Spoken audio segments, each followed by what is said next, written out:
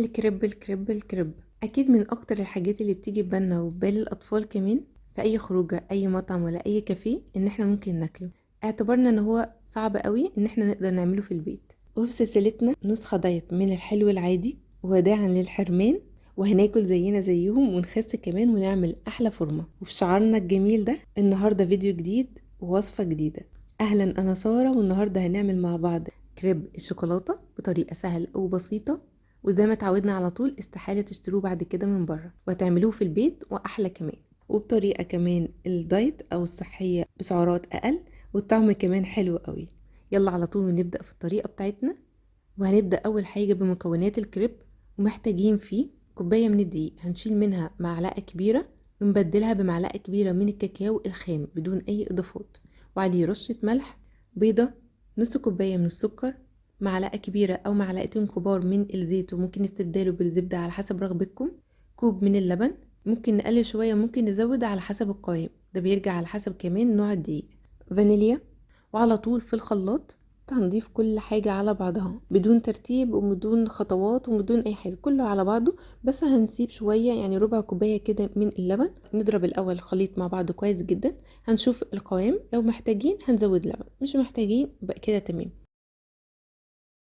انا استخدمت كمية اللبن الباقية وده القوام المظبوط.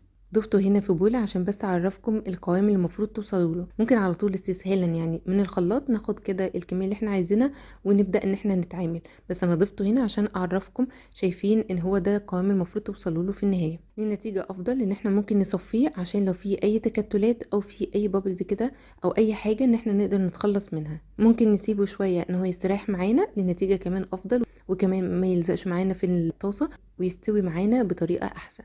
هعمل هنا صوص الشوكولاتة.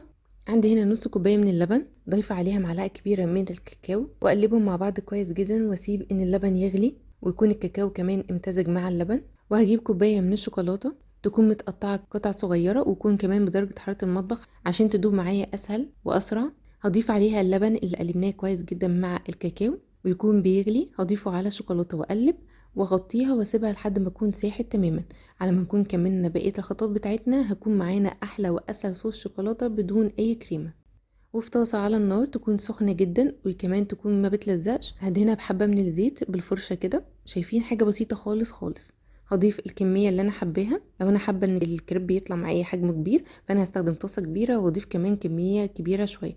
لو انا حباه ان هو يبقى حجمه كده صغير فده بيتحكم فيه الطاسة والكمية اللي انا هضيفها. حتى لو انا مستخدمة طاسة كبيرة وضفت كمية صغيرة فتطلع معايا حجم الكريب كمان صغير. وهبدأ كده ان انا اوزع الخليط بتاعي بالراحة خالص زي ما انتم شايفين في الطاسة، من غير معلقه ومن غير اي حاجه. انا بحط الاول الكبشه بتاعتي مثلا، حطيتها في النص وهبدا بالطاسه احركها يمين وشمال.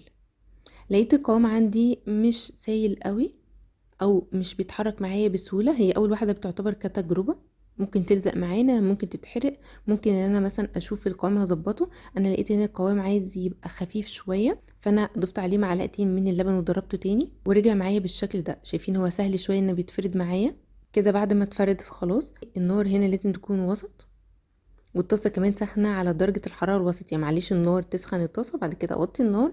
اول ما هضيف الحاجه هتتحرق معايا وهتلزق وتبقى مش نتيجه حلوه. هسيبها لحد ما تبدا ان السطح عندي خلاص لقيته تمام استوى وبدأ كمان يبقى فيه فقاقيع كده على الوش زي ما انتم شايفين. هبدأ ان انا بالراحة خالص اسلك الاطراف وبعد كده اقلبه على الناحية التانية واسيبه يستوي. هكمل كل الكمية بنفس الطريقة واغطيهم عشان ما ينشفش معايا. وعشان نعمل الكريب بالطريقة الصحية محتاجين نص كوباية من الدقيق الاسمر، وممكن نعمل ميكس بين الدقيق الاسمر ودقيق الشوفان او من الدقيق الاسمر والدقيق الابيض، هيكون الفايدة بتاعته اكتر وهيشبعنا لفترة اطول.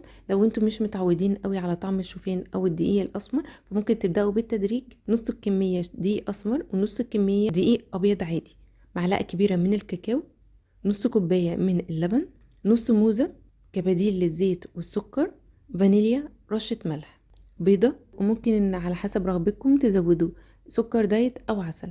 وبنفس الطريقه بالظبط هنضربه في الخلاط وهنبدأ ان احنا نسويه كمان بنفس الطريقة. وهنا كمان هنضيف السوائل بتاعتنا بالتدريج لحد ما نوصل للقوام المظبوط، هتشوفوه واحنا بنضيفه هنا في الطاسة. بس هنا نقطة مهمة جدا جدا، ان الدقيق الشوفان او الدقيق الاسمر بيشرب السوائل بطريقة سريعة جدا، فلازم ان احنا نشتغل فيه بسرعة، ما نسيبهوش يعني ما نسيبوش يستريح شوية الخليط بتاعنا زي ما عملنا في الكريب العادي. الكريب العادي كل ما يستريح كل ما النتيجة تطلع احسن، اما هنا كل ما تستريح كل ما هتضطروا انكم تزودوا سوائل اكتر. فانا هنا ضفته في الطاسة على طول بعد ما انا ضربته في الخلاط. ولو انتوا بتشتغلوا ولو عاملين كمية كبيرة ولقيتوا ان القوام تقل شوية عن اللي احنا ضفناه هنا، نقدر ان احنا نزود معلقة لبن بالتدريج او مية كمان لو انتوا حابين تقللوا شوية في السعرات لحد ما نخلص الكمية بتاعتنا كلها. وهكذا كمان لازم ان احنا نغطيه عشان ما ينشفش معانا. وعشان نعمل اسهل واسرع صوص كراميل، انا عندي شوكولاته او توفي كده بونبوني، اي حاجه من المسميات دي، المهم يكون معمول من الكراميل او بطعم الكراميل. وعلى نار هاديه او في الميكرويف هخليه يسيح تماما، وبعد كده هضيف عليه الكريمه واقلب لحد ما اوصل للقوام اللي انا عايزاه. وهو هيتقل بعد كده كمان لما هيبرد، فخلي القوام اخف شويه من اللي انتوا حابينه.